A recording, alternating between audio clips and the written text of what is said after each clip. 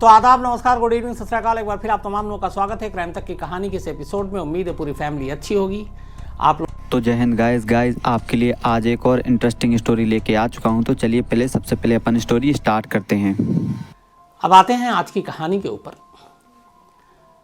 कत्ल करने के लिए कई सारे अलग अलग कहानियों में वजह होते हैं, एक मकसद होता है, मोटिव होता है, तभी कोई किसी की जान लेता है। बेवजह कत्ल की कहानी बहुत कम होती है दुनिया में। हालांकि कुछ ऐसे केसेस भी हुए हैं, चौंकाते भी हैं ये चीज़ें, कोई मतलब नहीं, कोई मकसद नहीं और किसी की जान करता है।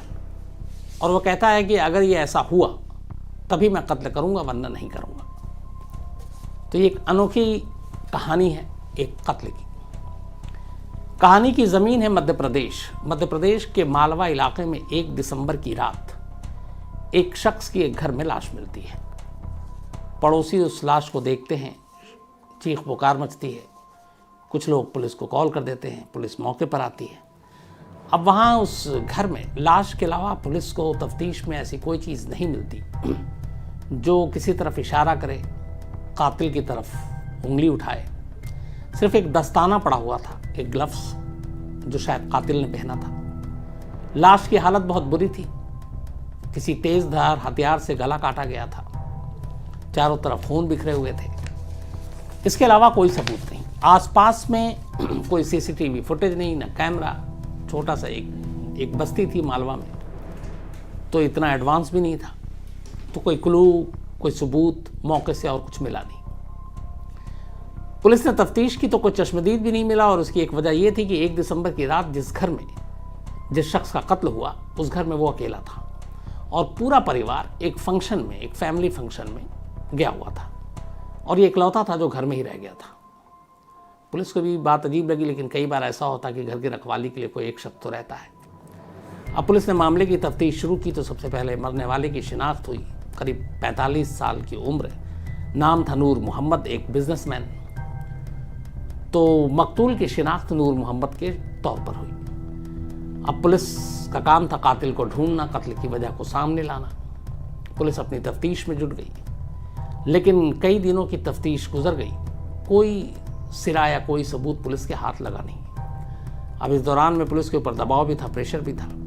तो कातिल का सुराग देने के लिए एमपी पुलिस ने 10,000 रुपये के इनाम का ऐलान भी कर दिया कि जो भी नूर मोहम्मद के कत्ल से जुड़ी हुई कोई भी जानकारी देगा, जो कातिल तक पहुंचा दे, उसे 10,000 रुपये का इनाम मिलेगा।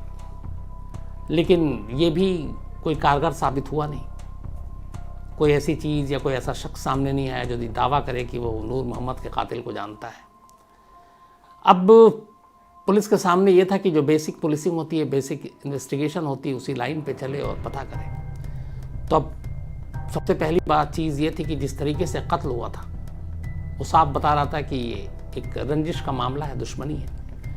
क्योंकि घर में कत्ल हुआ, उस घर में और कोई था नहीं और वो अकेला था। घर में कोई लूटपाट नहीं हुई। घर वाले जब बाद में लौटे, उन्होंने कहा उनके घर से कोई भी पैसे या कीमती चीज़, जेवर। पुलिस ने इस पहलू पर जांच करनी शुरू की। अब ये पता लगाने के लिए सबसे पहले फैमिली के, परिवार के लोग ही बताएंगे कि नूर मोहम्मद से किस किस की दुश्मनी है। तो पता चला कि ऐसी कोई दुश्मनी किसी से नहीं है, सबके साथ अच्छे रिश्ते थे।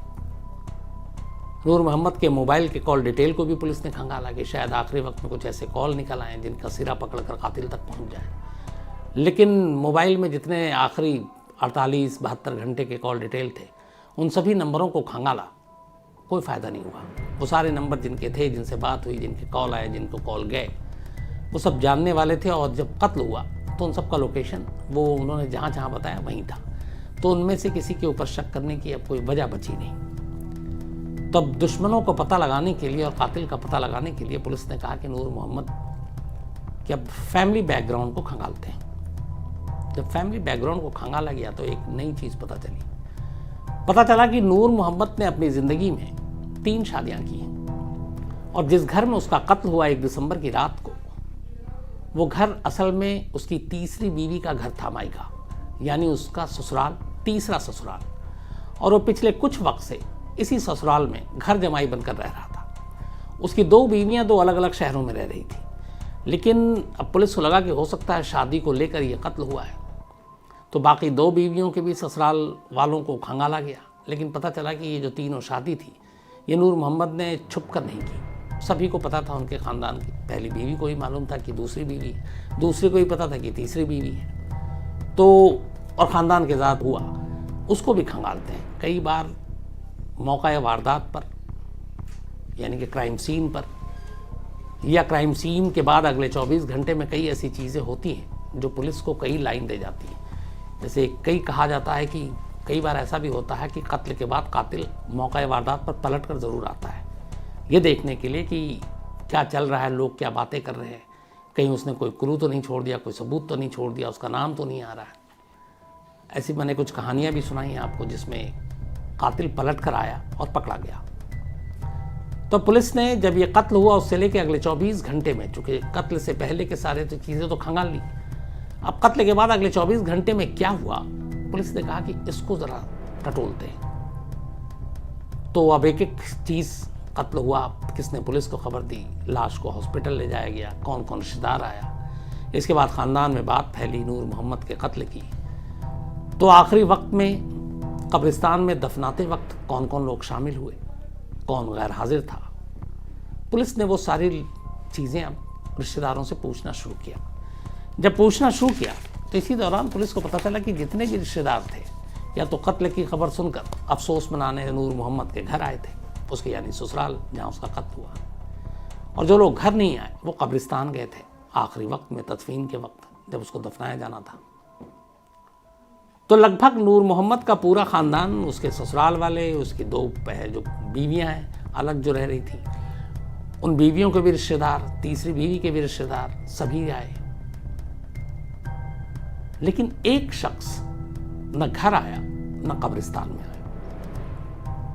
अब पुलिस ने जब उसके बारे में कहा कि ऐसा क्यों, क्योंकि वो बहुत ही करीबी रिश्तेदार था और ये भी नहीं था कि वो एमपी से बाहर था, वो वहीं था, लेकिन उसके बावजूद वो कुछ किलोमीटर की दूरी तय कर उसके जनाजे में शामिल नहीं हुआ, उसकी आखिरी रस्म में शामिल नहीं हुआ और न शोक जताने या अफसोस जताने उसके घर आया।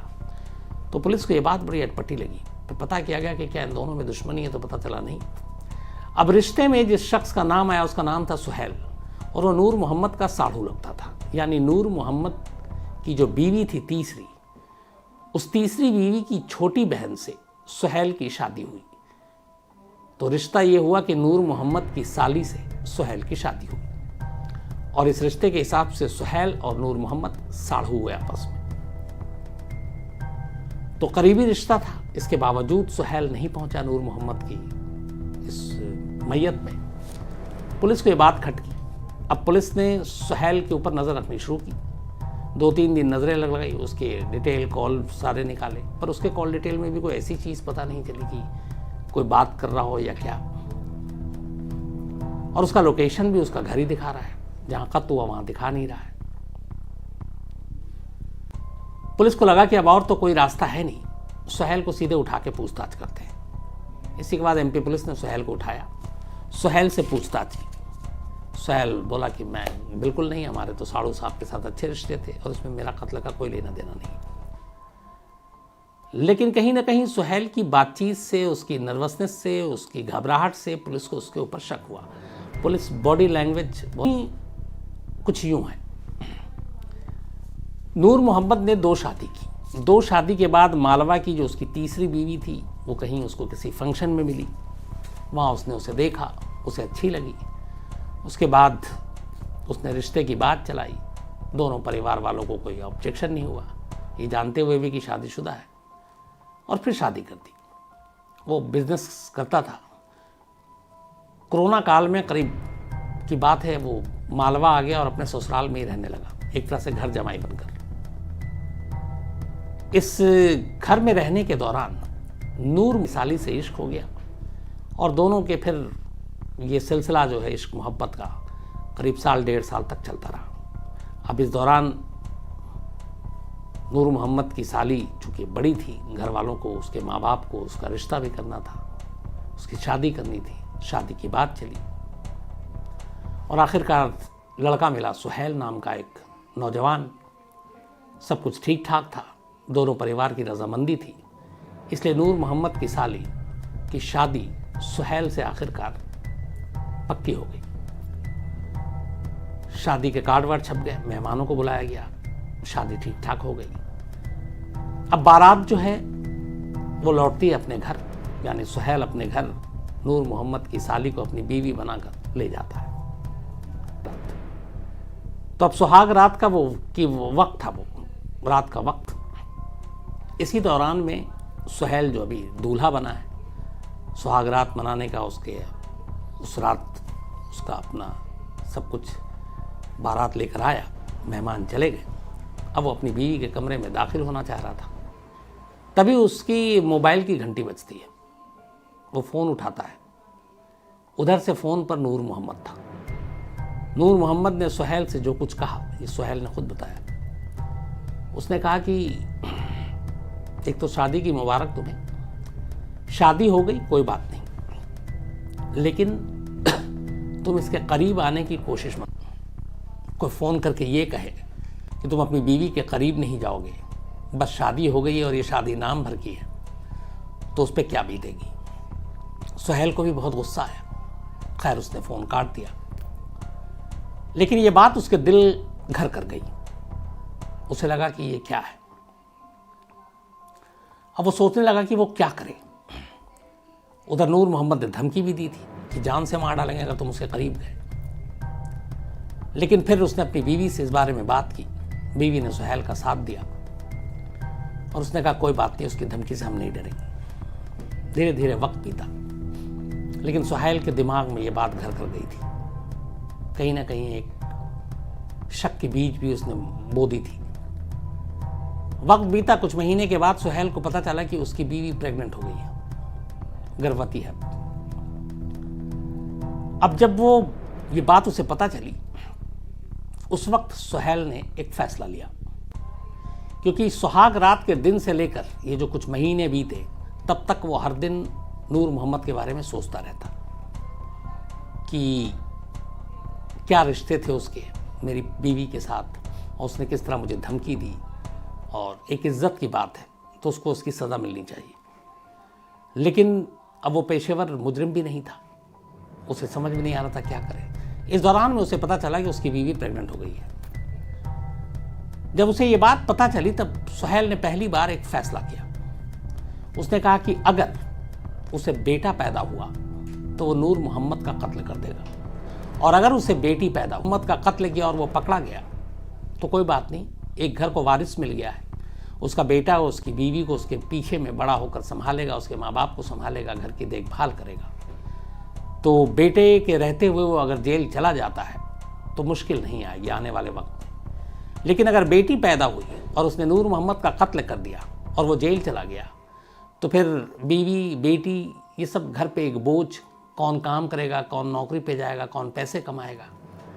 तो इससे घर का बोझ और बढ़ जाएगा, परेशानियां बढ़ जाएंगी, और वो नहीं चाहता था कि उसकी बेटी या बीवी इन परेशानियों से गुजरे।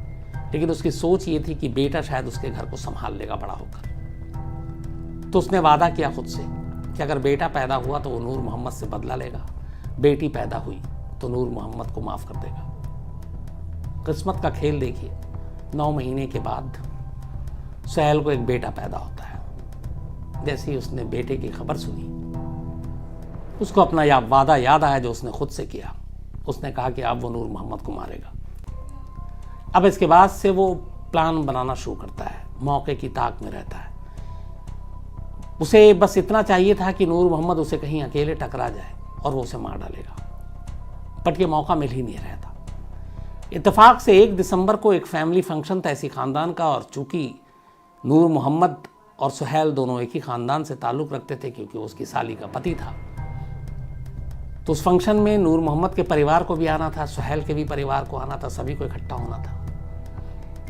तो वहाँ पे भी सुहेल पहुँचा। उसे उम्मीद थी कि नूर मोहम्मद आएगा, लेकिन उस फंक्शन में पता चला कि नूर मोहम्मद घर पर अकेले है और किसी वजह से वो इस फंक्शन में नहीं आ रहा है।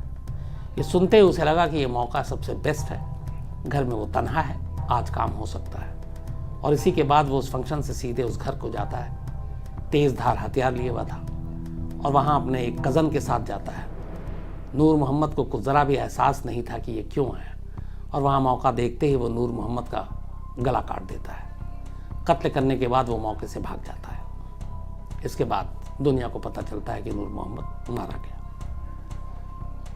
इस तरीके से बाद में पुलिस सुहेल को गिरफ्तार कर लेती है। सुहेल अपना जुर्म कबूल करता है और वो बताता है कि उसने नूर मोहम्मद को मारने का एक तरह से एक फ़ैसला कर लिया था, लेकिन ये फ़ैसला उसने ऊपर वाले के हाथ में भी और किस्मत के हाथ में भी छोड़ा था कि बेटा हुआ तो मारूंगा, बेटी हुई तो नहीं मारूंगा।